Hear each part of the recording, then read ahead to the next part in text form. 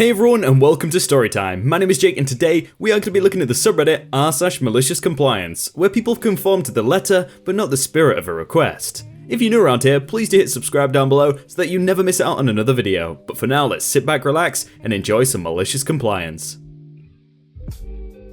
Want bananas? You got it! The office I used to work in was located right next to a grocery store. This place was a popular lunch destination for people that worked in this building because it had a lot of quick options for lunch. Also worth mentioning, I worked with a great team. We got along great, would have no problem backing each other up, helping each other out with difficult issues, bringing stuff in for the team, doing favors, and so on. Because I was usually one of the first ones in, I was typically the first to take my lunch, unless I got stuck on a major issue. So typically before I left, I would ask my nearby colleagues, "Hey, I'm heading next door to the store. Do you need me to grab anything for you?" Periodically, one or two of my colleagues would ask me to grab something when I asked, and would give me some cash or their card to buy what they requested. We all had a great working relationship, and they knew I wasn't going to do anything untoward with their card or cash. It was no trouble for me, because I was going anyway, and I usually came right back with my lunch and ate it in the break room or at my desk. One of my colleagues, let's call him Daniel, had an unusual request: bananas. This request was usually honored without incident. During one such lunch trip, I headed over to the produce department to the usual large display of bananas they have. But this time, I spotted something on the top shelf of the display that I had either never noticed before or the store had just started stocking. Red bananas. I never knew that red bananas were a thing, so I had no advanced knowledge of what these looked like inside or tasted like. All I saw were these maroon-coloured bananas.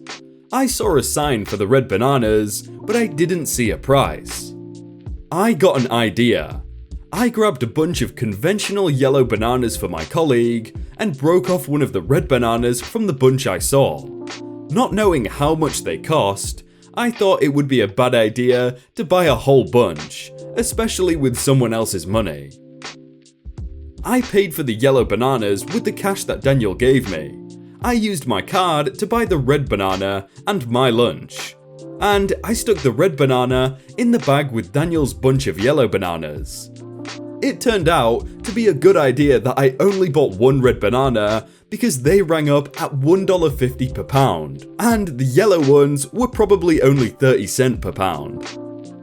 So after getting back to the office, I put the bag of bananas on Daniel's desk along with his change. He thanked me and I headed back to my desk. I sent an iMessage to a couple of my other colleagues. I bought and stashed a red banana in Daniel's bag. Let's see how long it takes for him to notice. About an hour later, I heard an exclamation from Daniel's desk. "What the hell?" He held up the odd-coloured banana. I told him while laughing, "It's a red banana." It was pretty quiet work-wise, so our small team all converged around this red banana in amazement and amusement. I did let Daniel know that I paid for it myself because it turned out to be far more expensive than the normal ones. Someone asked the important question: how do we know if it's ripe? None of us had an immediate answer. A Google search told us that they're dark maroon when they're ripe, so we thought that it was okay. Daniel was not up for taste testing this variation of his favourite fruit. Another colleague, let's call him Andrew, decided to give it a go. He tried to peel it and couldn't break the skin with his fingers. He used a plastic knife to nick the skin and tried again to peel it. The layers of skin had separated with the inner half of the skin still on the banana. We saw that the inside skin was a mix of white, green, and the maroon from the outside of the banana. The green didn't bode well, but there was no stopping after committing to this expedition. Andrew worked at this banana persistently for a few minutes and finally managed to get about 1.5 inches of the white fruit exposed. It looked like any normal banana. After all that work to get a little bit of the fruit out from under the skin, and completely undeterred by the previous struggle, Andrew took a bite. There was a very loud crunch, followed by a surprised groan from Andrew. We all cracked up laughing. Never have I heard a banana crunch like that, not even with dried banana chips. It sounded like he bit into a large, hard candy. It was a wonder that Andrew didn't crack a tooth on it. Suffice it to say, definitely not ripe. So there you have it. There's how a request for bananas turned into a hilarious break from office monotony. I did troll Daniel a few more times with the requests for bananas, but this was probably the best one. I don't know about you guys, but I really want to try a red banana now. I didn't know they existed until I read this story, but they sound cool. Banana Malicious Compliance number 2. I had mentioned in my previous post that my prior office building was located right next to a grocery store that was a popular lunch destination due to the proximity and their variety of quick lunch options. I had also mentioned that I would often be the first on my team to take lunch and would often ask my team if they wanted me to pick something up while I was out. My colleague Daniel would frequently ask me to pick up bananas. This was another day at the office and another planned trip to the supermarket next door for lunch.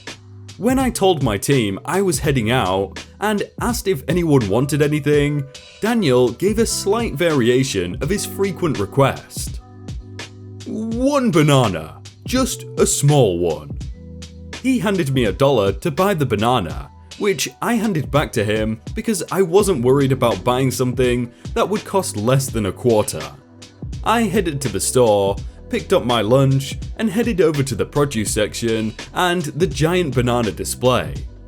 This time, I spotted something at the top corner of the display that was a little more frequently stocked than the red bananas. Mini bananas. Here's someone else's picture with a banana for scale. And thus, an idea was born. The mini bananas were sold by weight, and the bunches were already bagged in plastic. So I couldn't just break off one from a bunch.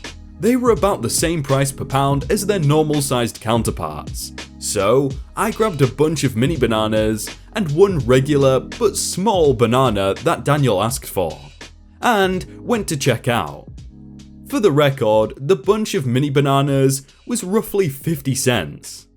I walked back to the office, and while I was in the elevator heading up to my department's floor, I opened the bag containing the mini bananas and broke off one of the bunch. I got back to my desk, dropped my stuff off, and headed over to Daniel's desk with the single mini banana. I placed the tiny banana on his desk wordlessly and started to walk away. Immediately, Daniel starts laughing. He showed the person sitting behind him the single mini banana, which made her laugh too. I reminded him that he asked for just one small banana. Still laughing, Daniel proclaimed this tiny Cavendish to be awesome. I did bring him the normal banana he asked for after a few minutes of laughter. I told him that I could only buy the minis by the bunch and that he could have the rest if he wanted, which he happily accepted. I have to say, these two stories have probably been one of the best stories I've read. It's so perfectly not malicious, but it's compliance. Beg me to come in on my first day of vacation and then threaten me with termination? As I was finishing up high school, I got my first job working at the Circle K down the street from my house. I still lived with my dad, and I had a pretty sweet deal because he was a consultant. Thus, his big house with a pool in a nice neighborhood was all mine about 3 weeks out for the month.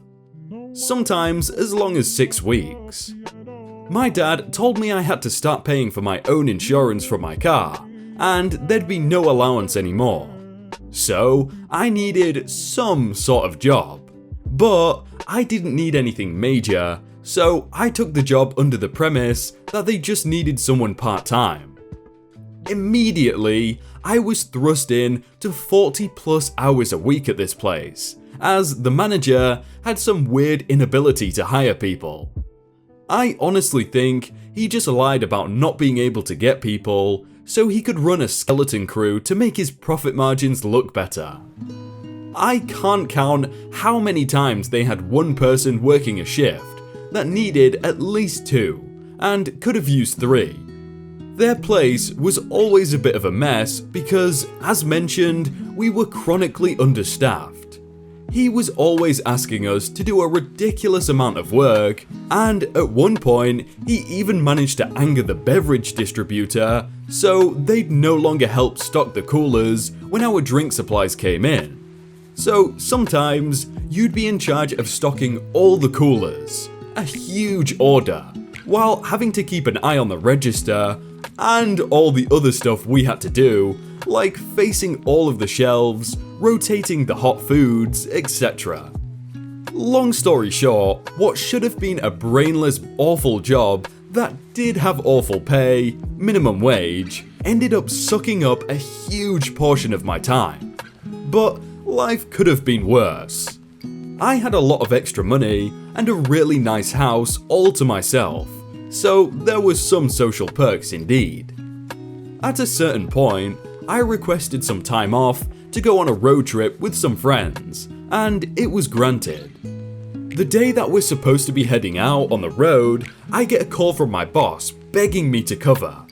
He acknowledges that it's supposed to be the beginning of my vacation, but he couldn't get anyone to cover. We probably didn't actually have anyone that could that day, as we were so understaffed. Luckily for him, the driver on our road trip had let us know that we were going to be leaving later than originally thought, pretty much exactly when I'd normally be getting off shift. So I agreed, thinking Mr. Bossman would owe me one. So I go in and is there gratitude? Is there some beer with a bow on it waiting for me as a post-shift thank you? No. The dude gives me this ridiculous list of stuff to do. There was always a lot of work to do there, but this was actually the most ridiculous amount he'd ever dumped on me. The icing on the cake was that he ended his whole spiel with, "And I need all of this done tonight, or don't bother showing back up." The douchebag actually had the nerve to threaten me after I came in on a day that was supposed to be the beginning of a vacation.